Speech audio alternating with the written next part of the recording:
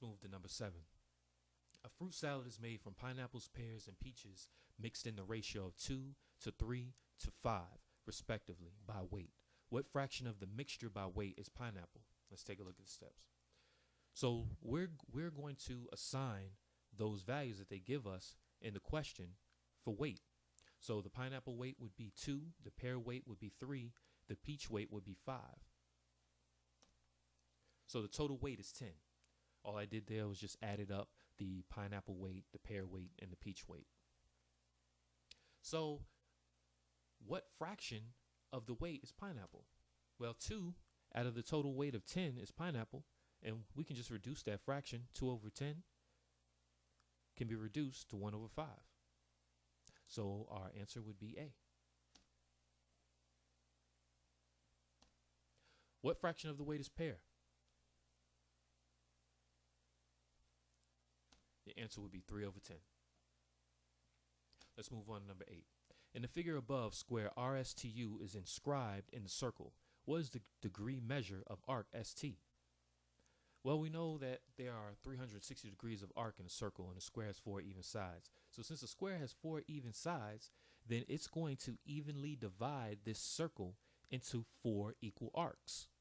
So how do we find out the values of those 4 equal arcs? We simply divide the total amount of arc by 4, and we're going to get 90 degrees.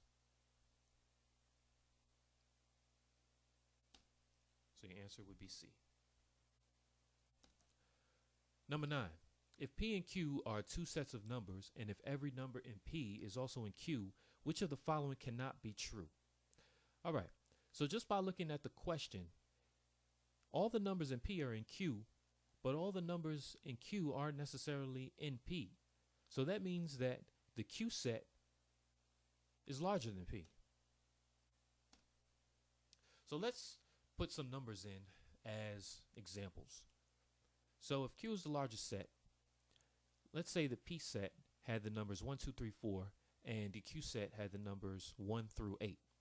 We know that the statement holds true in our question, which says every number in P is also in Q.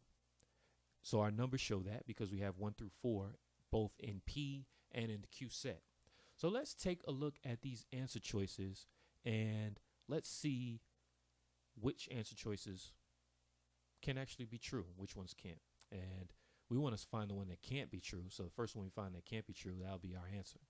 So if we take a look at answer choice A, 4 is in both P and Q, we can just look at the numbers that we have in our example.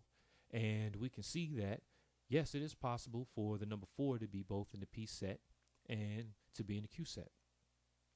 Let's look at answer choice B. 5 is in neither P nor Q.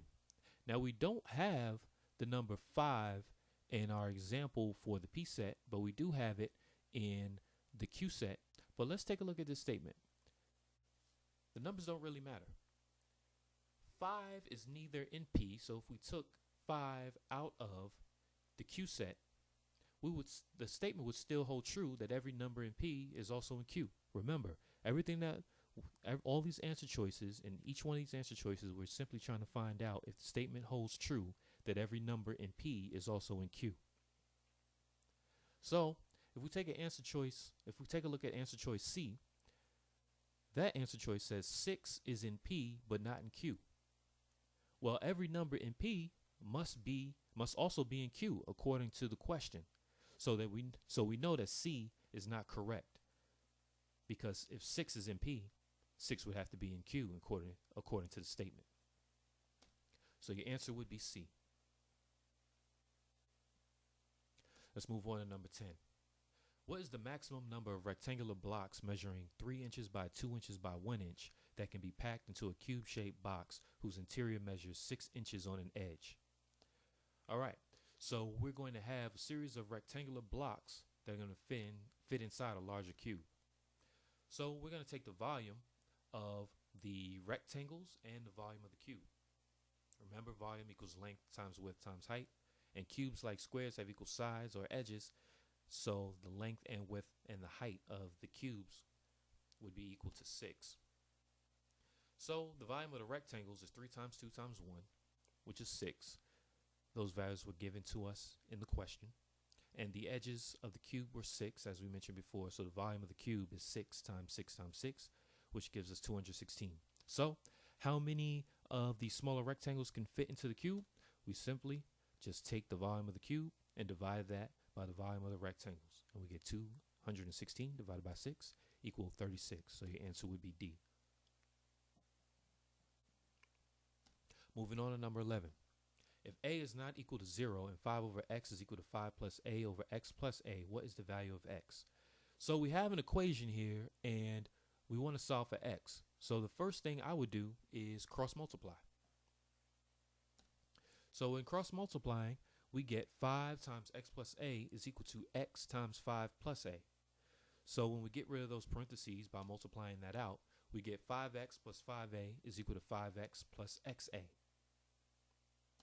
We subtract 5x from both sides, so the 5x's cancel out, and we get 5a is equal to xa. Well, the question is asking us for the value of x, so how do we isolate x? We simply divide by a. The a's cancel out, and we're going to get 5 is equal to x. So your answer would be E, 5. Moving on to number 12. The figure above is composed of 25 small triangles that are congruent and equilateral. If the area of triangle DFH, which is the small triangle, take a look at the diagram. So if the area of triangle DFH is 10, what is the area of the large triangle, triangle AFK? Let's take a look at the steps. Triangle DFH contains how many triangles? So if you don't forget the one in the middle. So triangle DFH, the large triangle DFH actually has four smaller triangles within it. So what we're going to do is we're going to create a ratio here. So there are 4 small triangles in triangle DFH, but in triangle AFK, there are 25 small triangles. So we're simply setting up a ratio where we take the part and place it over the whole. We're going to do the same thing with the area, and we're going to set these ratios equal to each other so we can solve for the area of the larger triangle AFK. So the way we set that up is we get 4 over 25 is equal to 10 over x. 10 is the area of triangle DFH, which we're calling the part, and we're dividing that by x, which is the whole, which would be the area of triangle AFK. So similar to how we did last problem, we have an equation, we have an unknown value x. We're just going to cross multiply. When we do that, we get 4x is equal to 250. We want to find the area, which is the value x that we have here. So we're just going to divide both sides by 4, and we get x equals 62.5. So your answer would be E. Moving on to number 13. So you have simultaneous equations here. If the equations above are true, which of the following is the value of y plus z? So let's just take a look at these simultaneous equations. We want to cancel out the x's. Well, they have 3x as the value for the x value in both of these equations. So we can cancel out the 3x's just by subtracting one of these equations from the other. So when we take the top equation and subtract the bottom, we get y plus z is equal to 5. 3x minus 3x, that'll cancel out. 2y minus y will give us y, and 2z minus z gives us z. 19 minus 14 gives us 5. So y plus z is equal to 5. So your answer would be E.